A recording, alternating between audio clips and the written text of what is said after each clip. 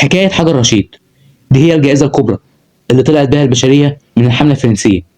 تخيل كده إن تاريخ عظيم زي تاريخ الفراعنة ده كله كان عبارة عن كتاب مقفول، مفيش حد في العالم كله عارف يقرأ منه حرف واحد لحد لما الحجر ده ظهر.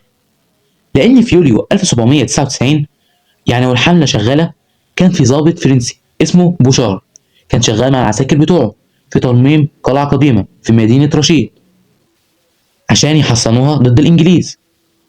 وهم بيحفروا الفاس خبط في حاجة صلبة وسودة، طلع حجر جرانيت ضخم طوله حوالي متر ومكتوب عليه كلام غريب. بوشار ما كانش مجرد عسكري، كان راجل بيفهم. أول ما شاف الحجر قال ده كنز، وبعته فورا للعلماء اللي نابليون جابهم معاه في القاهرة. لما العلماء بصوا على الحجر لقوا إن مكتوب عليه بنفس النص بالثلاث خطوط مختلفة، زي ما نكون كاتبين يافطة بالعربي والإنجليزي والفرنساوي.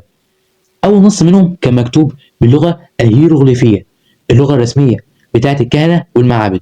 تاني لغة اللغة الديموطيقية، ودي كانت لغة الشعب العامية بتاعت زمان. تالت لغة اللغة اليونانية القديمة، ودي كانت لغة الحكم وقتها، لأن اللي كاتب الحجر ده كان في عهد البطالمة. العبقرية بقى هنا فين؟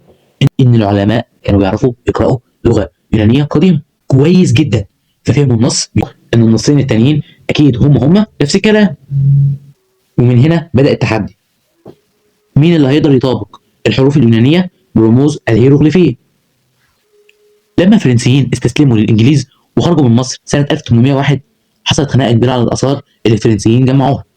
الإنجليز قالوا الآثار دي غنائم حرب وناخدها عندنا، والفرنسيين قالوا دي مجهودنا العالمي. في الآخر الإنجليز انتصروا وخدوا حجر رشيد وشحنوه على لندن، وعشان كده هو موجود لحد النهارده في المتحف البريطاني.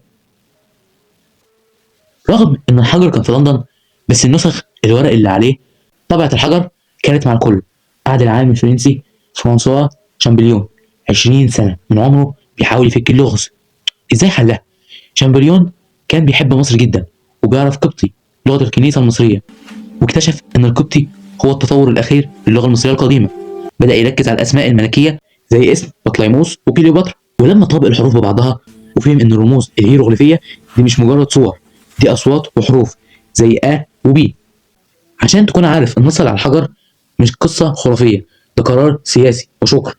الكهنة في مدينة منف كتبوه عشان يشكروا الملك بطليموس الخامس لأنه عمل لهم إعفاء ضريبة وحسن أحوال المعابد، يعني كان بيان رسمي من الكهنة بيأيدوا فيه الحاكم.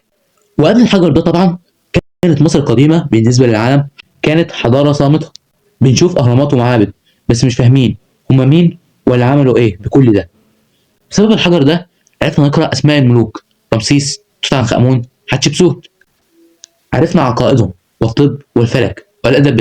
مصر بقت علم عالمي. تخيل كده الحجر ده كان هو المفتاح لفتح الباب ل5000 سنة من المجد. شاركوني آرائكم في التعليقات، وما تنسوش الاشتراك في القناة وتفعيل جرس التنبيهات. إلى اللقاء.